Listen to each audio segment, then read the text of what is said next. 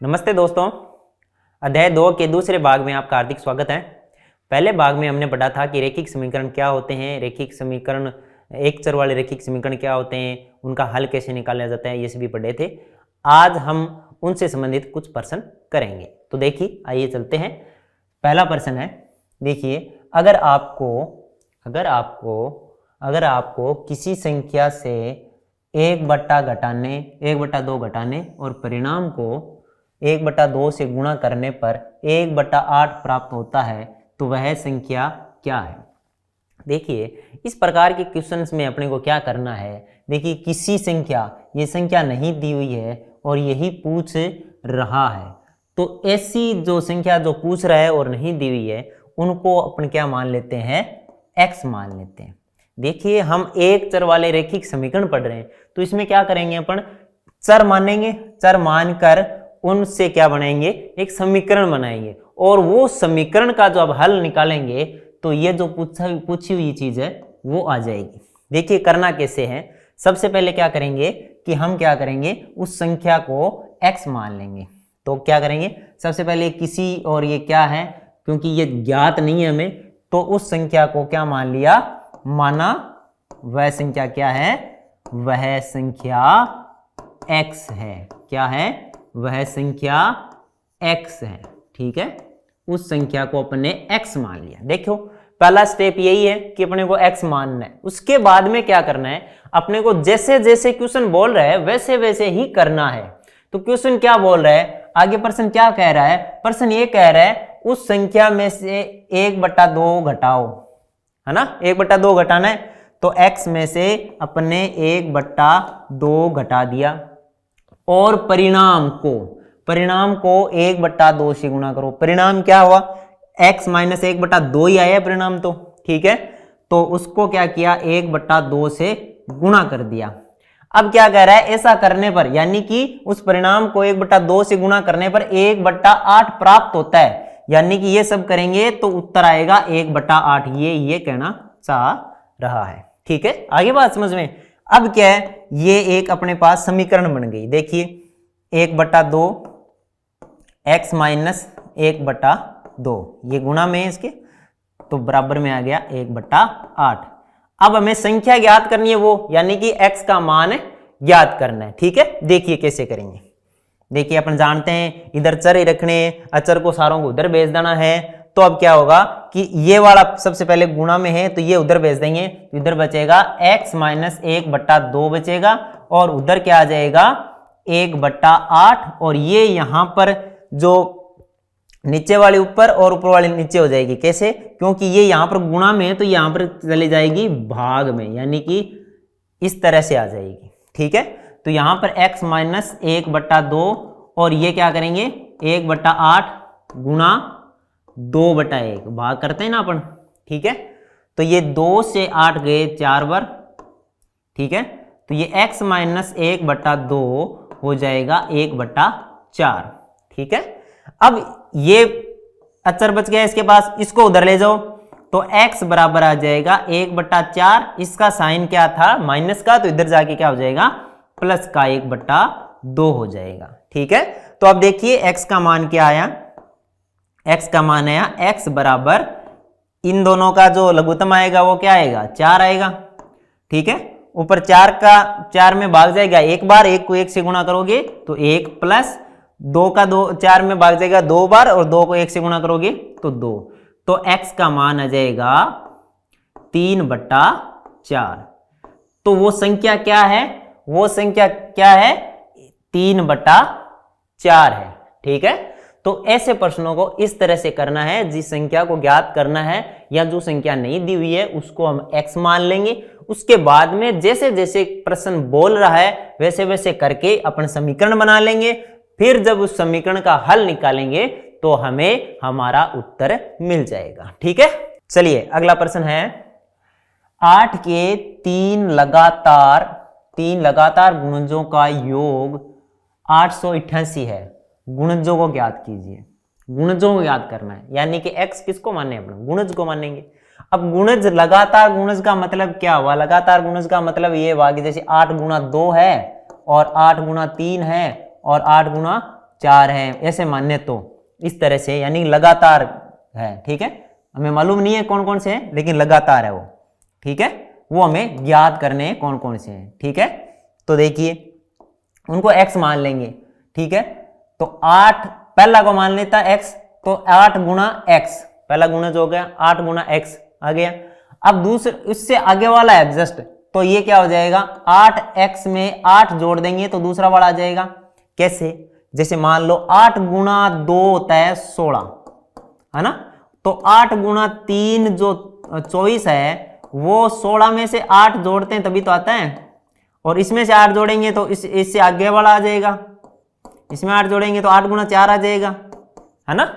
तो इसी तरह से पहला 8x है तो दूसरा 8x प्लस 8 आ जाएगा, और तीसरा आ जाएगा 8x प्लस इसमें 8 जोड़ देंगे यानी 8, यानी कि कह सकते हैं अपने 8x प्लस 16।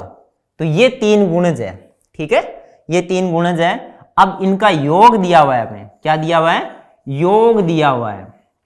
योग कितना दिया हुआ है, 888। तो इनका योग कर लेते हैं अपन।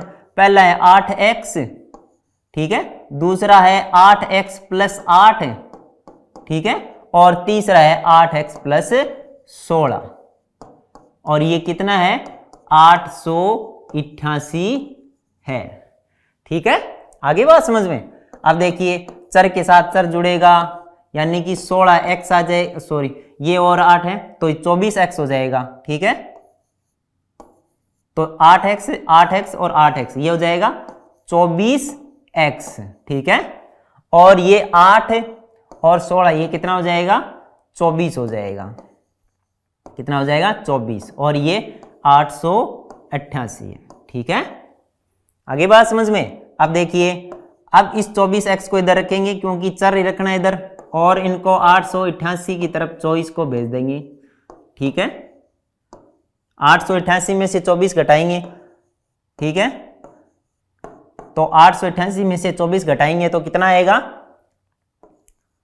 864 आ जाएगा, ठीक है।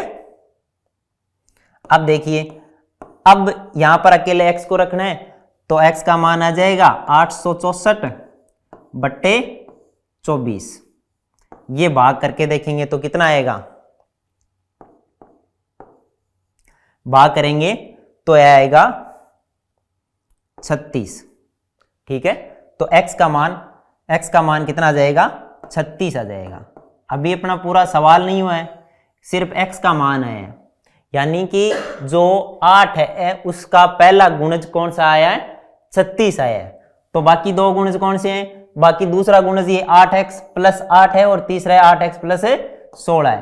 तो पहला गुणज क्या हो गया, 8 गुणा 36, 8 गुणा 36 कितना हुआ, 8 से 48, और ये 288, ठीक है। और दूसरा कौन सा हो गया, प्लस 8 आ जाएगा इसमें, यानी कि क्या हो जाएगा, ये 296 हो जाएगा। तीसरा कितना आएगा, इसमें 16 जोड़ देंगे तो तीसरा कौन सा हो जाएगा, 304 हो जाएगा, ठीक है। तो ये 8 के 3 गुणज है, वो उत्तर है, ठीक है। तो ये क्वेश्चन अपने अच्छी तरीके से समझ में आ गया। क्या किया था, x माना था एक गुणज को, दूसरे में 8 जोड़ दिया और तीसरे में 16 जोड़ दिया। कैसे जोड़ा वो मैंने आपको समझा दिया, ठीक है। आगे चलते हैं। आगे क्या दिया हुआ है कि मेरे पास 300 मूल्य के, यानी मेरे पास कुल रुपयों का जो मूल्य है ना वो 300 रुपये है, ठीक है। और मेरे पास कौन कौन से सिक्के हैं, मेरे पास 1 रुपये के सिक्के भी हैं, 2 रुपये के भी हैं, और 5 रुपये के सिक्के हैं। यानी कि जो 300 रुपये मेरे पास है वो 1 रुपये के सिक्के के रूप में, 2 रुपये के सिक्के के रूप में, और 5 रुपये के सिक्के के रूप में। इतना अपने प्रश्न समझ में आ गया। आगे देखिए, 2 रुपये वाले सिक्कों की संख्या 5 रुपये वाले सिक्कों की संख्या की क्या है, तिगुना है। यानी कि 5 रुपये के सिक्के मेरे पास जितने हैं उनसे 3 गुणे ज्यादा मेरे पास किसके हैं, 2 रुपये के सिक्के हैं, ठीक है ना। अब सिक्कों की कुल संख्या मेरे पास दी हुई है, सिक्कों की कुल संख्या मेरे पास कितनी है, 160 है ना। तो अब मुझे ये बताने मेरे पास प्रत्येक प्रकार के कितने कितने सिक्के हैं। यानी प्रश्न ये कह रहा है कि मेरे पास 1 रुपए के कितने सिक्के हैं, 2 रुपए के कितने सिक्के हैं, 5 रुपए के कितने सिक्के हैं, ये आप बताओ। हमें दिया हुआ क्या क्या है कि 5 रुपए के सिक्के हैं, उससे तिगुने 2 रुपए के सिक्के हैं और कुल सिक्कों की संख्या 160 है और कुल रुपए हैं यानी कि उनका मूल्य वो 300 है। देखिए सबसे पहले क्या करेंगे कि 5 रुपए के सिक्के हैं उनको x मान लेते हैं, उनको x मान लेते हैं यानी कि उनकी सिक्कों की संख्या x मान लेते हैं। उनकी सिक्कों की संख्या है ना, वो x मान लिया आपने, x मान लिया, ठीक है। यानी कि जो उत्तर आएगा अपना वो 5 रुपए के सिक्कों की संख्या आएगी, है ना। अब देखो 2 रुपए के सिक्के कितने हुए, फिर 2 रुपए के सिक्के कितने हुए, इनसे 3 गुना तो कितने हो जाएंगे 3x। अब अपने पास 1 रुपए के सिक्के कितने, उनकी इसके बारे में कोई जानकारी नहीं दी गई है, लेकिन अपने को यह पता है कि सिक्कों की संख्या कितनी है 160 है। तो अगर 160 में से मैं 5 रुपए और 2 रुपए वाले दोनों जोड़ के घटा दूं तो 1 रुपए वाले आ जाएंगे, है ना। तो 1 रुपए के सिक्के कैसे आएंगे, 1 रुपए के सिक्के अगर मैं 160 में से अगर 5 और 2 वाले सिक्कों की संख्या वो घटा दूंगा तो पीछे 1 रुपए वाले बचेंगे, ठीक है। तो वो 160 में से कौन से घटेंगे, एक तो 5 रुपए वाले और एक 2 रुपए वाले। 2 रुपए वाले कितने 3x है। तो 1 रुपए के सिक्के कितने मेरे पास 160 माइनस 4x है, ठीक है। समझ में आ गई बात। तो मेरे पास 5 रुपए कितने हैं, 2 रुपए कितने, 1 रुपए कितने x के रूप में आ गए हैं, ठीक है। अब इनका मूल्य है वो कितना है, वो 300 रुपए। यानी कि इन सभी का जो मूल्य जोड़ें तो अपन 300 रुपए आएंगे, यानी कि इन सभी का मूल्य जोड़ेंगे। अब देखो 5 रुपए सिक्कों की संख्या x है, लेकिन इनका मूल्य कितना हुआ। जैसे मेरे पास 5 रुपए के 5 सिक्के हैं तो उसका मूल्य 5 रुपए थोड़े होगा, 5 को 5 से गुणा करना पड़ेगा। यानी मेरे पास अगर 7 सिक्के 5 रुपए के होंगे तो मूल्य क्या होगा 35 रुपए होंगे। इसी तरह से मेरे पास x सिक्के 5 रुपए के तो मूल्य क्या होगा x गुणा 5, इतना मूल्य होगा 5 रुपए वाले सिक्कों के। अब मूल्य याद करूं मैं कि 2 रुपए वाले सिक्के कितने x है, मूल्य एक सिक्के का कितना है 2 रुपया, तो कुल मूल्य गया 3x गुणा 2। अब 1 रुपए वाले सिक्के कितने 160 माइनस 4x, इसका मूल्य कितना होगा जितने सिक्के होंगे, क्योंकि एक सिक्के का 1 रुपया मूल्य तो 160 माइनस 4x और कुल मूल्य जोड़ें तो 300 आता है। ये देखो यहां से ये समीकरण बन रही है। तो ये यहां पर आ गया 5x plus 6x plus 160 minus 4x बराबर 300, ठीक है। बात समझ में आ गई। अब देखिए ये 5x और 6x कितने हो गए 11x, 11 में से 4x घटाएंगे कितने बचेंगे, 11 में से 4 घटाएंगे तो 7, कितने हो गए 7x प्लस 160 बराबर 300, ठीक है। तो 7x बराबर क्या आ जाएगा, 7x बराबर इस 160 को उधर ले जाएंगे तो कितना बचेगा पीछे 140, यानी 300 में से 160 घटा देंगे 140 बचेंगे। अब आगे देखिए इस x का मान ज्ञात करना है तो 7 को उधर ले जाइए, 140 में 7 का भाग देंगे तो x का मान कितना आ जाएगा, x बराबर आ जाएगा 20। यानी कि x 20 आने का मतलब क्या हुआ, x किसको माना था 5 रुपए के सिक्कों को माना था। यानी कि 5 रुपए के सिक्कों की संख्या कितनी है 20 है। समझ में आ गई। तो 5 रुपए के सिक्कों की संख्या कितनी हो गई 20। 2 रुपए के सिक्कों की संख्या 3x थी, यानी 3 गुना 20 कितने हुए 60, ठीक है। अब 1 रुपए के सिक्के कितने थे 160 में से 4x घटाओ, यानी 160 माइनस 4 गुना 20, यानी कि 160 में से 80 घटाएंगे अपन, 80 घटाएंगे तो पीछे कितने बचेंगे 80। तो 5 रुपए के सिक्के तो कितने आ गए 20 और 2 रुपए के सिक्के आ गए 60 और 1 रुपए के सिक्के आ गए 80। इस तरह से ये प्रश्न अपना हल हुआ है, ठीक है। अच्छे तरीके से समझ में आ गया। आगे चलते हैं। आगे प्रश्न दिया हुआ है कि दो संख्याएं दी हुई, देखिए दो संख्याएं हैं, उनमें से पहली संख्या है वो दूसरी संख्या की 5 गुणी है। ठीक है, बाद में क्या करते हैं, उसके बाद में प्रत्येक संख्या में 21 जोड़ने पर पहली संख्या क्या हो जाती है, दूसरी की दुगुनी हो जाती है। अब हमें संख्या ज्ञात करनी है, तो किसको x माने, उसको x माने जो थोड़ा इजी रहेगा। तो दूसरी संख्या को अपने x माने तो पहली संख्या 5x हो जाएगी, तो वो थोड़ा इजी रहेगा, इसलिए दूसरी संख्या को अपन क्या करते हैं, x मान लेते हैं। तो दूसरी संख्या मान ली अपन ने, दूसरी संख्या मान ली अपन ने x। ठीक है, अब पहली संख्या क्या होगी, अब प्रश्न क्या कह रहा है, पहली संख्या दूसरी संख्या की 5 गुना है, तो पहली संख्या क्या हो जाएगी, पहली संख्या हो जाएगी 5x। ठीक है, पहली संख्या क्या हो जाएगी, 5x हो जाएगी। अब देखिए, अब यहां तक आ गया ये। अब आगे प्रश्न क्या कह रहा है, प्रश्न कह रहा है प्रत्येक में 21 जोड़ दो। तो पहली संख्या की थी क्या थी, 5x है, इधर पहली संख्या लिख देते हैं, और ये दूसरी संख्या है, तो ये 5x में से 21 जोड़ दिए और x में भी 21 जोड़ दिए। अब ये कह रहा है कि अब पहली संख्या तो अब बनी है ना, ये चेंज होने के बाद में, अब जो पहली संख्या है वो दूसरी की दुगुनी है, यानी कि ये क्या है, इसकी 2 गुना है। ठीक है, अब देखिए समीकरण बनती दिख रही है अपने को अच्छे तरीके से। अब इसको क्या करेंगे, अपन गुणा कर लेंगे 5x प्लस 21, अब इस 2 को अंदर गुणा कर लेंगे तो 2x प्लस 42। ठीक है, समझ में आ गई बात। अब क्या करेंगे, इस चर वाली संख्या को इधर ले आएंगे, इस अचर वाली को उधर ले जाएंगे, तो 5x माइनस 2x बराबर क्या हो जाएगा, 42 माइनस 21। ठीक है, और 5x में से 2x घटाते हैं तो 3x आता है, और 42 में से 21 घटाने पर क्या आएगा, 21 आएगा।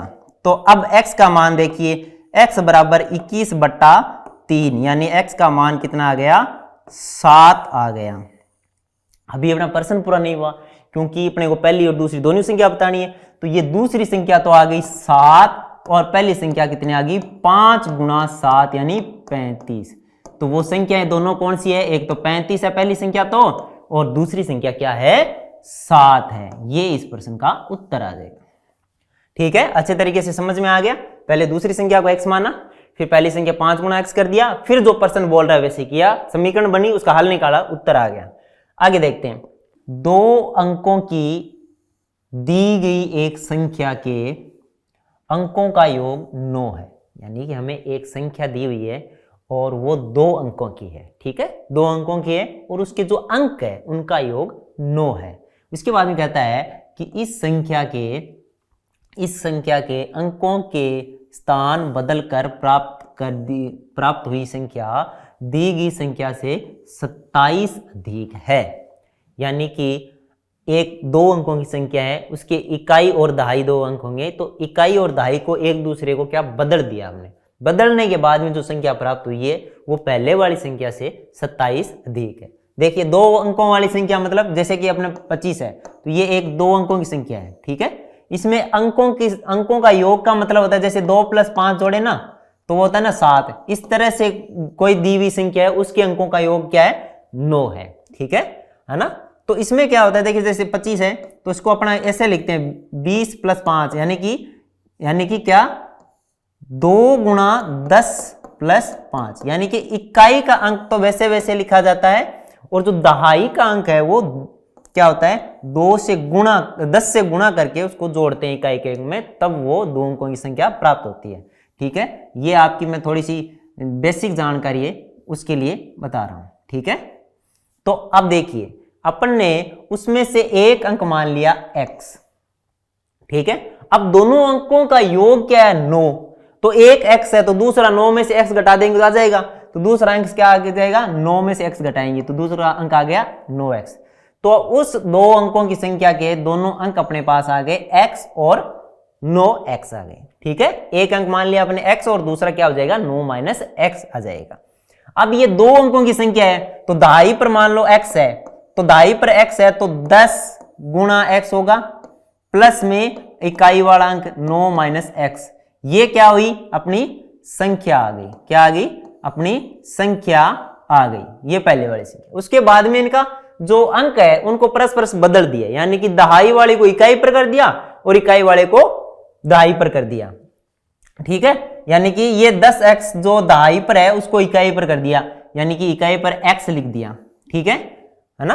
अब ये इकाई पर था, इसको दहाई पर कर दिया, यानी कि 10 गुणा 9 माइनस x कर दिया और ये प्लस। अब ये दूसरी संख्या बन गई, क्योंकि इनके जो अंक है उनका स्थान बदल दिया। देखिए 9 माइनस एक्स पहले इकाई पर था, यहां पर दहाई पर आ गया, और ये पहले दहाई पर था, ये इकाई पर आ गया। अब ये कह रहा है कि अब ये वाली जो संख्या प्राप्त हुई है ना, ये इससे क्या है? 27 अधिक है, यानी कि अगर इसमें 27 जोड़े तब ये प्राप्त होती है। तो इसको कैसे लिखेंगे? देखो कि 10x प्लस 9 माइनस एक्स है, इस संख्या में अगर अपन 27 जोड़ते हैं तब ये संख्या प्राप्त होती है, यानी 10 गुणा 9 माइनस एक्स प्लस एक्स, ये संख्या प्राप्त होती है। इससे हमें क्या मिल जाएगी? समीकरण मिल जाएगी। तो इसको देखिए 10x में एक x जाएगा तो कितना हो जाएगा? कितना आ जाएगा? 9x। 9x प्लस 9 प्लस 27 बराबर हो जाएगा 10 को 9 से गुणा करने पर 90 और माइनस का 10x और प्लस का x। 10 को अंदर से मल्टीप्लाई किया तो 10 को 9 से गुणा किया 90 और 10 को माइनस x से गुणा किया माइनस का 10x आ गया। ठीक है, अब देखिए यहां पर ये माइनस का 10x और प्लस का x, तो ये हो जाएगा 90 माइनस 9x आ गया। ठीक है, अब अपने को क्या करना है? चर वाली संख्या इधर ले आओ। ठीक है, तो ये हो जाएगा 9x, उधर वाला माइनस का 9x इधर आके प्लस का 9x हो जाएगा, प्लस का 9x, और ये 27 और 9 कितने हो गए? 27 और 9 हो गए 36। ठीक है, और इधर हो जाएगा 90। ठीक है, तो अब आगे देखते हैं 9x और 9x कितना हो गया? 9x और 9x हो गया 18x। ठीक है, और इस 36 को उधर ले जाएंगे तो 90 माइनस 36 हो जाएंगे। ठीक है, और ये 18x और ये हो गया 54। ठीक है, 90 में से 36 गए, कितने बचे? 54 बचे। तो x बराबर क्या हुआ? 54/18। ठीक है, 18 का 54 में कितनी बार भाग जाता है? 3 बार। तो x का मान क्या आ गया? 3 आ गया। ठीक है, x का मान क्या आ गया? 3 आ गया। तो वो अंक क्या है? एक तो अंक क्या है? 3 है, और दूसरा अंक क्या है? 9 माइनस 3, यानी कि दूसरा अंक क्या है? 6 है, यानी कि वो अंक आए 3 और 6। ठीक है ना। अब देखिए वो संख्या याद करनी है, अंक नहीं, संख्या। सबसे पहले अपने संख्या ये बनाई थी अपन ने, है ना। इसमें जो x वाला था वो क्या था? दहाई पर था, तो दहाई पर था तो 10 गुणा 3, और दूसरा अंक प्राप्त हुआ 9 माइनस x, यानी कि यहां पर 6। तो ये आ गया 30 प्लस 6, यानी क्या हुआ? 36। तो संख्या क्या है? 36 है। ठीक है ना। पहले जो संख्या बनाई है उसके अंदर अपने इसको रखेंगे, तो संख्या क्या आ गई? 36 आ गई। ठीक है, ये अच्छे से आपको समझ में आ गया होगा कि 2 अंक की जो अंकों की संख्या होती है उसमें अगर x मानते हैं तो दहाई के अंक को हमेशा 10 से गुणा करके प्लस में इकाई का अंक लिखते हैं। ठीक है, और उसके बाद में उनका अगर परस्पर बदल दिया है तो इकाई वाला अंक दहाई में हो जाएगा और दहाई वाला इकाई में हो जाएगा। इस तरह से अपन ने इसकी समीकरण बनाई तो उत्तर इसका आ गया 36। तो बच्चों ये था हमारा अध्याय नंबर 2। अध्याय नंबर 2 था जिसमें अपन ने पढ़ा था कि रैखिक समीकरण क्या होते हैं, एक चर वाले रैखिक समीकरण क्या होते हैं, उनका हल कैसे निकालते हैं, और उसके बाद में उससे संबंधित अपने ही बुक के कुछ प्रश्न अपने सोल्व किए हैं और अच्छे से अपने को समझ में आ गए। अब अपन मिलेंगे अगले अध्याय के साथ, तब तक के लिए धन्यवाद।